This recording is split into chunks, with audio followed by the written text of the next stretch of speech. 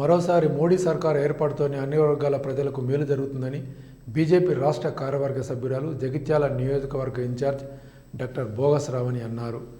Nizamabad BJP MP అభ్యర్థి అరవింద్కు మద్దతుగా రాయకల్ మండలం సింగారావుపేట, అయోధ్య, రాజనగర్ గ్రామాలతో పాటు జగిత్యాల పట్టణంలోని 10, 24, 25, 35 వార్డులలో ఇంటింట ప్రచారం నిర్వహించారు. ఈ సందర్భంగా శ్రావణి మాట్లాడుతూ కాంగ్రెస్ ప్రభుత్వం 6 గ్యారెంటీల పేరుతో ప్రజలను మోసం చేస్తుందని, రూపాయలు 500కే వంట గ్యాసు సిలిండర్, 200 యూనిట్ల వరకు ఉచిత విద్యుత్ హామీలు ముందుకు కదలడం లేదన్నారు.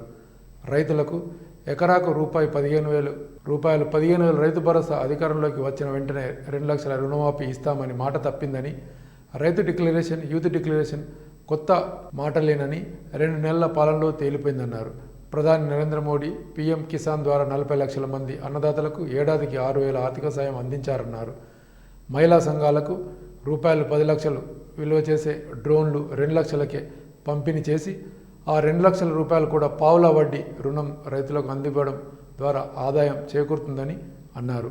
స్వయం సహాయక సంఘాల సభ్యులకు PM formalisation of food processing entertainment ద్వారా ఎలాంటి విద్యార్హత లేకుండా 10 లక్షల వరకు రూపాయల రుణాలు అందజేసినట్లు శ్రావణి తెలిపారు.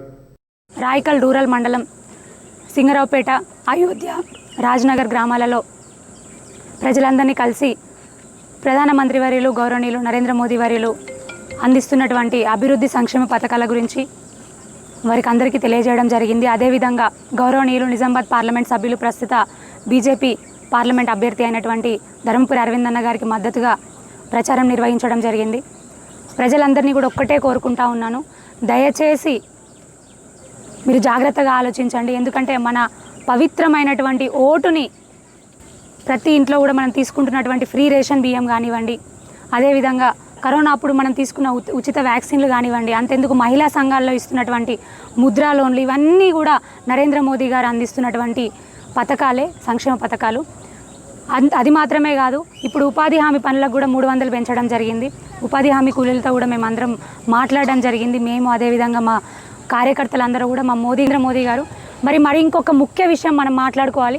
మనకు కావాల్సింది గుజరాత్ మోడల్ కానీ కర్ణాటక మోడల్ కాదు. కర్ణాటకలో కాంగ్రెస్ ప్రభుత్వం వచ్చిన తర్వాత బాంబు పేలుళ్ళు అవుతున్నాయి. ముస్లింలను బీసీల కింద రిజర్వేషన్ షిఫ్ట్ చేసి వాళ్ళకే మళ్ళీ విద్యల్లోనూ, చదువుల్లోనూ, ఉద్యోగాల్లోనూ అందరికీ వాళ్ళకి రిజర్వేషన్లు ఇస్తున్నారు. మరి మనకు అది కావాలా? కాంగ్రెస్ మోడల్ కావాలా? అక్కడ వచ్చిన తర్వాత బాంబు పేలుళ్ళు అవుతున్నాయి. ఆ బాంబు పేలుళ్ళు ఎవరు పేల్చిండ్రా, ఎవరు చేసిండ్రా అంటే ఆ నేరస్తులందరూ జగిత్యాల్లో తేలుతున్నారు. మరి ఇక్కడ కాంగ్రెస్ను గెలిపించుకుంటే మన పరిస్థితి కూడా గంతకే వస్తుంది. మన రిజర్వేషన్లు అన్నీ కూడా పోతాయి. బీసీలవి, ఎస్సీలవి, ఎస్టీలవి రిజర్వేషన్లు అన్నీ పోతాయి.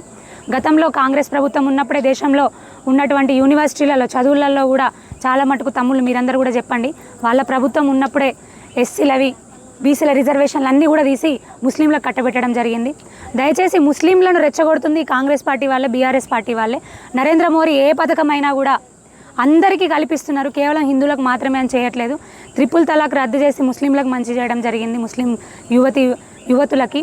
అదేవిధంగా ఇప్పుడు సిఏఏ, సిటిజన్షిప్ అమెండ్మెంట్ యాక్ట్ని కూడా తీసుకొని రావడం జరిగింది.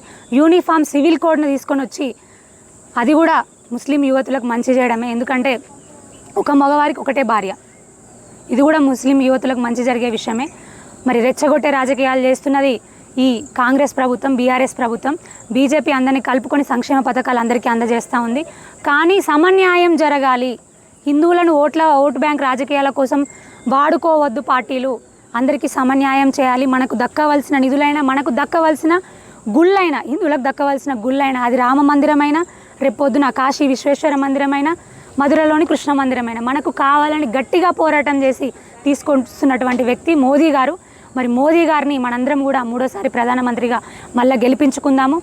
మన గౌరవనీయులు ఎంపీ అరవింద్ అన్న గారిని మన పసుబోర్డు ఇచ్చిన మాట ప్రకారం ఎన్నో అభివృద్ధి పనులు మన పార్లమెంట్లో చేయడం జరిగింది. వారిని మళ్ళొక్కసారి ఎంపీగా మనందరం కూడా గెలిపించుకొని పార్లమెంటుకు పంపిద్దామని మీ అందరినీ కోరుకుంటూ